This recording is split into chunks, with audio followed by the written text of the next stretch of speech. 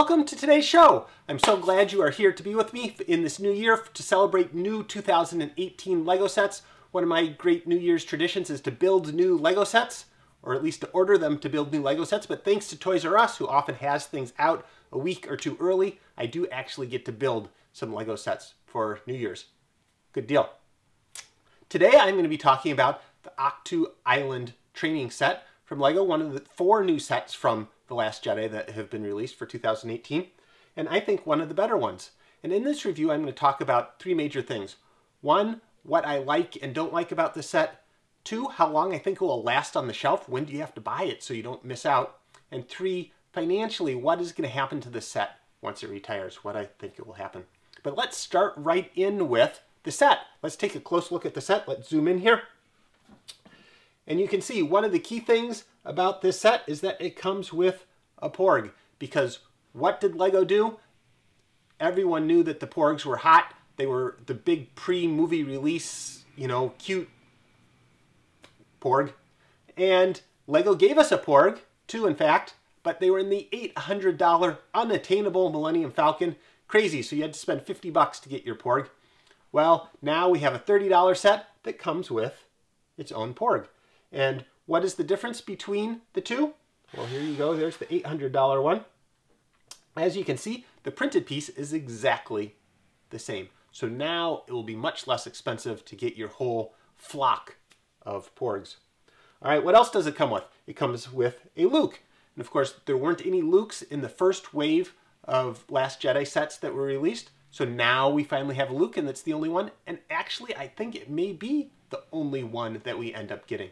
Now, I do, in the back of my mind, I hope, wouldn't it be cool to have a Luke with a glow-in-the-dark Yoda Force Tree set? But when we look at some of the historical information coming up, I don't think that will probably happen, and there aren't too many more sets to come out, probably, about this movie, so we may not find another Luke. Lastly, we have the Rey minifigure, lots of Reys in lots of different sets. This one does have unique printing, but not a huge draw. Then lastly, you have this hut, which is a nice substantial little hut. It has pieces that can come off, some features of different things that you can do. You can take the top off here so you can access the incredibly cramped interior, but nicely appointed interior there for Luke, even though there's really only 6 studs to stand on in there. So there you go. So there's the set that you get. You can sort of get a good view of it there. And so what do I think of it? It does cost $30, which initially I thought, holy smokes, $30, this is another way overpriced Lego set, 241 pieces for 30 bucks. And that's one of my biggest gripes, is that it only comes with 2 minifigures. Yes, I know you do get a Porg, which isn't really a third minifigure because all it has is 1 printed piece on it, even though, it's a popular one. So it only comes with 2 minifigures. I really wish it would have had an Ahch-To Island caretaker, or maybe Chewie, or something like that. But it does come with this nice substantial hut, because I thought, well, maybe it should be a $20 set. But then in a $20 set, you really don't get such a big building. You often get a much wimpier building or vehicle. So $25, does that seem, yeah, a lot of these come in immediately 20% off, so maybe that is the sweet spot. If we look at purely its value, and we look at how much it costs for how much it weighs, we get at a $36 per pound cost for our kit here, which is on the high end. So overall, like most Star Wars stuff, a little high priced. This one isn't out of this world expensive, partially because it's only a $30 set, but again, it's just missing that one key minifigure that I think would really make it a really good set. So how long do I think it will last? Well, let's take a look at the Force Awakens data. So the Force Awakens came out. It gives us a good template for what Lego is doing with these new Star Wars movie sets, because the Force Awakens had 7 sets come out on Force Friday in 2015, and The Last Jedi had 7 sets come out on Force Friday in 2017. The Force Awakens released 4 sets in January of 2016, and The Last Jedi has 4 sets released on January of 2018.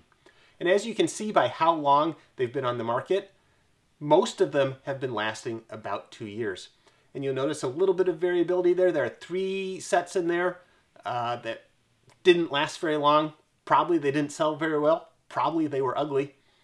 So those didn't last very long. But in general, I would expect this set to last 2 years. Now, at least in the US market, almost everything is sold out or retires in November or December, which is true for every single one of these Star Wars sets, except for, of course, you see Kylo Ren's Command Shuttle and Encounter on Jakku.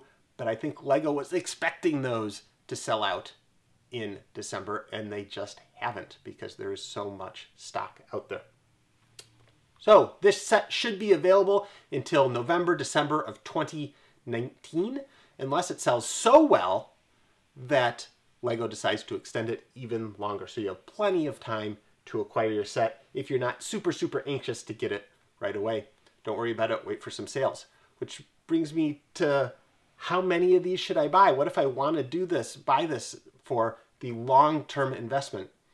Well, if we look at that graph there of all the different Force Awakens sets and we say, which one of those sets has done pretty well? Can anyone guess which set has? There's really only one, and that is the Millennium Falcon that retired in November. I keep saying retired, but I mean sold out in November of 2017, and within a few weeks it was already up over $200, $250 on Amazon when it was readily available for $90 to $100.